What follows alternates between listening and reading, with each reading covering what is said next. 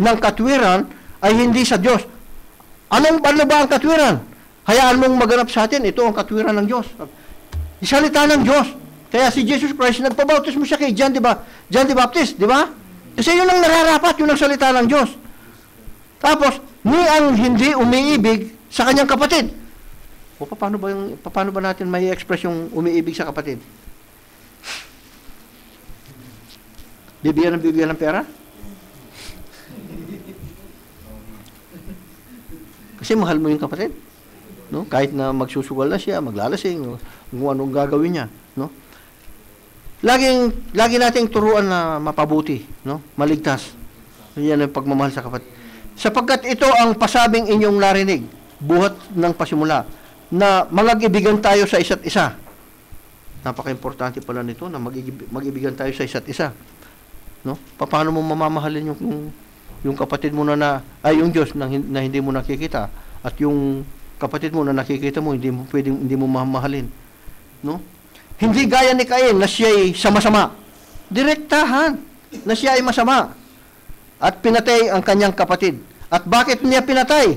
Sapagkat ang kanyang mga gawa ay masasama at ang mga gawa ng kanyang kapatid ay matuwid. Magkaiba talaga, magkabaliktad. No? Huwag kayong magtaka, mga kapatid, kung kayo kinapupuotan ng sanlibutan. Sabi niya, nalalaman natin tayo nangalipat na sa buhay mula sa kamatayan. Na dati mamamatay tayo spiritually, hindi lang sa physical. No? Sapagkat tayo'y nagsisiibig sa mga kapatid, ang hindi umiibig at nananahan ay nananahan sa kamatayan. Sabi, kung hindi ka umiibig sa kapatid, nananahan ka sa kamatayan. Sabi niya. So ngayon, kung hindi mo maibig yung kapatid mo, paano kang nananahan sa buhay? No? Mga kapatid. No? Ang sino mang napupuot sa kanyang kapatid ay mamamatay tao. Mamamatay tao ka na pala noon, murderer na. Napupuot ka pa lang, nagagalit ka pa lang. Yung kung walang dahilan. Pero kung may dahilan naman, no? Pero hindi ka naman lulukuhin siguro ng kapatid mo na. No? Kapatid mo, pag lulukuhin, uutangan ka, tapos hindi ka nababayaran. Ang kapatid mo. Tapos, yung kapatid, hindi ganun siguro. Di ba?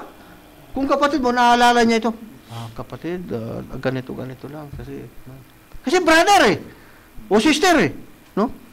Pero hindi kinakalimutan na. Hindi, kapatid ko naman yan Kahit na hindi ko bayaran No? No? Ganun ba? Tinuturuan tayo ng tama ng Biblia. Hindi po pwede yung no?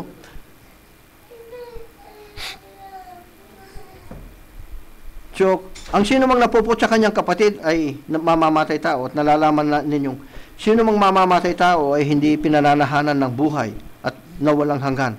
Dito'y nakikilala natin ang pag-ibig sapagkat kanya nga ibinigay ang kanyang buhay dahil sa atin, at nararapat nating ibigay ang ating mga buhay dahil sa mga kapatid. So, ganun yung gusto ng Diyos sa atin, mga kapatid. So, si Adam, dahil doon sa pag-ibig niya kay Eva, no? Hindi niya hinayaan. Mahal niya. Nagkamali si Eva no? Pero kung hindi sana nakipag-usap na si Eva, kung hindi na nakipag-usap si Eva doon sa serpent, pero maganda kasi yung serpent guwapo siguro yung serpent, no? Wala na tayong chance na makikita pa natin yung mukha ng serpent. Kasi kinars siya ng Diyos no? Siguro kung makikita natin yung serpent, pinakagwapo sa lahat ng hayop siguro yun. Baka mas gwapo pa kay Adan. Kasi biro mo nakapandaya siya, nadaya niya si Eva. Si Adan siguro simple lang siya, no? Anak ng Diyos. Yung mga anak ng Diyos simple lang. Kung katulad nung serpent, siyempre baka smarte yung serpent, no? Kasi yung mga lalaki dun sa puro magaganda. Ay puro yun ang mga matitipuno, yung mga babae parang bambalo, sabi niya. No? Hindi naman tayo against magaganda nga yung mga natin di ba? So these are the two sons, no? Na merong dalawang spirit na nag-i-influence. Yung influence ng evil spirit, which is the God of this evil world. at yung influensya ng Holy Spirit sa atin, the Spirit of God. So kilalanin nating mabuti, anak naman tayo ng Diyos eh. Amen. Wala akong makita na anak ng diablo eh. Di ba? So magpuri tayo sa Panginoon, mga kapatid, na manatili tayo na ipakita natin kay Satanas na tayo nga ay anak ng Diyos. Walang karapatan yung serpente sa atin, walang karapatan yung si Satanas, walang karapatan ang masama para sa atin. No? Kilalanin ninyo yung nag-exhort ng kanyang sarili, no? Which is the God of this evil world. No? Huwag tayong magpadaya sa kanya.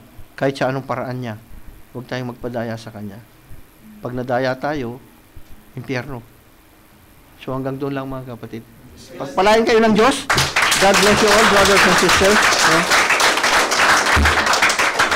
Isang simpleng mensahe upang makilala natin ang mabuti at ang masama, yung kalaban ng Diyos, at makilala nating lubusan ng Diyos. At kung meron kayong mga katanungan, pagkatapos nating kumain, hindi ko inuugali kung konting nararamdaman lang, hindi ko na ano ito. Basta yung importante, kung meron gustong makinig, gustong magtanong, doon nandito ang mga kapatid, tayong lahat. Yung lahat ng gustong magtanong at mag-share pagkatapos ng kainan. Magsitayo muna tayo, mga kapatid, no? Si brother mo nang magko-closing prayer. Samahan niyo muna ako, pasalamatan natin yung Diyos. Pasalamatan natin yung Diyos. Praise God, hallelujah, Lord God. Hallelujah. Dakilang Ama, maraming salamat po sa isang simpleng mensahe na kaloob mo sa amin upang makilala namin ang mabuti at alam din namin ang masama upang maiwasan namin ang masama, O Diyos. Kundi puro mabuti, puro kalooban mo ang manatili sa amin upang kami maging kalugod-lugod sa iyong harapan at makapagpatuloy kami at patuloy din naming matanggap ang mga blessings na pangako mo, O Ama.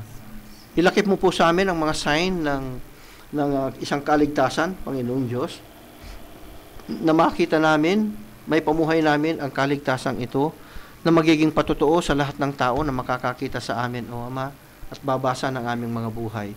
Maraming salamat po, Diyos, sa paggamit mo sa iyong maliit na lingkod. Wala po akong karunungan, O Ama, kaya humihingi po ako patuloy mo akong bigyan ng karunungan upang mapamahalaan o mapamunuan ng pansamantala ang aking mga kapatid na ito, O Ama. Marami po ang revelations na kaloob mo. Tulungan mo ako, O Ama. Hindi ko po kaya. I-bless mo po kami na magkakapatid na mag-submit kaming lahat sa iyo, O Diyos. Salamat po, Ama. Sa iyo po ang lahat-lahat ng karangalan, kaluwalhatian, kadakilaan, O Ama. Ito po ang aming mga samot dalangin sa iyo. In the name of the Lord Jesus Christ. Amen. God bless you, brothers and sisters.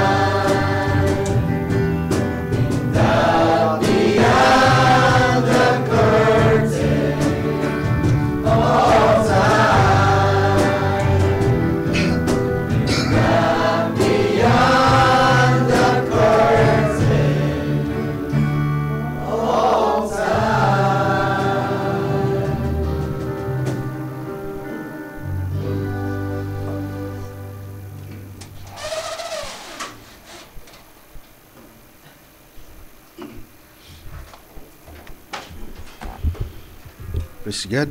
Hallelujah. Um, tayo po ay mga kapatid para sa panalangin pagtatapos at salamat sa mga ginamit ng Diyos sa ating kapatid na nagbigay ng exhortation na may pangamagat na putting the armor of God at ang nagmensahe na may pamagat na the God of this evil world. Putting the armor of God to defeat the God of this evil world. Praise God, salamat sa Diyos. Hallelujah, Amang Banal muli. Nais namin pong magpasalamat, Lord God, sa katagumpayan sa iyong gawain. Salamat sa mga ginamit mo, sa mga kapatid namin, na ginamit mo na mag-worship leader ang aming kapatid na si Brother Mon III. Salamat po, Lord God, sa paggamit mo sa kanya. Nawa patuloy na magamit mo po siya sa iyong gawain sa mga susunod pang mga araw, Lord God. Patuloy na gamitin mo siya sa paghahayag ng iyong mga banal na salita. Patuloy na bigyan mo siya ng mga kapahayagan, Lord God. At ang mga salita mong ito, Lord, na binahagi sa araw na ito, nawa ito po ay naitanim sa aming mga puso, Lord God, na patuloy na makita ang manifestation nito sa aming mga buhay, na nakikita ng sanlibutan ito na ito nga ang mga pinili mo, Lord God. Ang mga pinili mo bago pa itinatag ang sanlibutan ito. Lord God, salamat sa kapatid namin na si Brother Mon at sa kapatid din namin na ginamit mo na mag-exhort si Brother Paul. Salamat po, Lord God, sa kanya. Patuloy na gamitin mo rin siya sa susunod pang mga araw sa sa mga gawain mo, Lord God. Patuloy na palaguin mo ang mga salitang nandoon sa kanyang puso, Lord God, sapagkat sabi mo nga kayo po ang nagpapalago nito. Hallelujah. Salamat po, Lord God, sa kanya. Patuloy na iblis mo ang kanyang buhay. Alam mo ang desire ng kanyang puso, Lord God. Kayo po ang kumatag po nito. Hallelujah. Thank you, Lord, maging sa aming pastor, Lord. Hallelujah. Salamat sa paggamit mo sa kanya. At salamat na pina-extend mo pa ang kanyang pag-stay dito sa Dakong Qatar. Marahil meron pong purpose ang mga bagay sapagkat sabi mo nga na all things work together for good to them that love God. At ang mga bagay nangyayari dahil ito ay may purpose, Lord God. Salamat, Lord, sa paggamit mo sa aming pastor. Patuloy na iblis mo ang kanyang buhay. Patuloy na maghayag po kayo sa kanya. Patuloy na gamitin mo siyang alulod ng iyong mga banal na salita. Patuloy na gamitin mo siya sa paghayag ng mga salita mo dito sa Dakong Qatar, na kung saan ang iyong mga pinili ay tinitipon mo, Lord God, sa lugar na ito, Lord. At alam namin na ang mga salitang umaalingaw-ngaw dito sa Qatar, hindi lamang dito, ito ay nakakaabot saan mang sulok ng mundo, Lord God, sa mga nakahook up sa internet. Patuloy na ibilis mo rin ang mga nakikinig, ang mga tainga, buksan mo, Lord God, ang kanilang spiritual understanding. At nawa ang mga salitang yon ay maitanim din sa kanilang mga puso upang may handa rin sa salubong sa iyong bugtong na anak sa alapaap, Lord God. At malabanan din ang mga bagay, ang mga kalaban namin na alam namin na ito ay hindi sa dugo at laman, kundi ito ay sa Espiritu, Lord God, at kapangyarihan. Thank you, Lord God, bagamat naririnig na namin ang mga mensaheng ito ay patuloy na nagbibigay paalala sa amin, Lord God. At nawa patuloy ito na magbigay kagalakan, katulad ng naglalakad sa Emmaus na kami ay lilisa na nagtaglay na may pag-aalab sa aming mga puso, Lord God. Hallelujah. Salamat po sa mga ginamit mo sa araw na ito, sa mga spiritual na pagkain na aming tinanggap. Thank you, O God. Maraming salamat. At maging sa mga kapatid namin na ginamit mo sa music ministry, Lord, bless mo rin sila. Patuloy na bigyan mo po sila ng kapahayagan sa mga awitin na naihandog sa iyong gawain. At bigyan mo sila ng kagalakan sa kanilang mga puso sa paghahandog ng mga awit papuri sa iyo, Lord God. Thank you, Lord, sa mga kapatid namin ito. Patuloy na i-bless mo rin sila, Lord, ang kanilang mga buhay.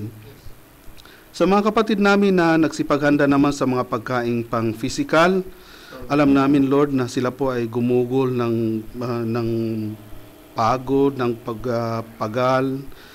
Lord, ibalik mo sa kanilang mga kalakasang kanilang ginugol sa paghanda ng mga pagkain pang physical, Lord. I-bless mo po sila, Lord, at yung mga pagkain na amin tatanggapin na yun ay hinihiling namin, Lord God, ang iyong paglilinis, na iyong basbasan, alisin mo ang mga bagay na magbibigay ng mga kasiraan sa katawang ito, Lord, lalo na yung mga pagkain nagbibigay ng mga karamdaman. Alisin mo yun, Lord God, at panatilihin mo ang mga bitamina na kinakailangan naman ng aming katawan upang patuloy na maihandog ito ng kalugod-lugod at kaaya-aya sa iyong harapan. Thank you, O God. Hallelujah. Patuloy na binabalik po namin sa iyo ang kapurihan, karangalan, kadakilan at kalwalhatian sa pangalan ng aming Panginoong Hesus. Amen. Palakpakan natin ang Panginoon. Hallelujah.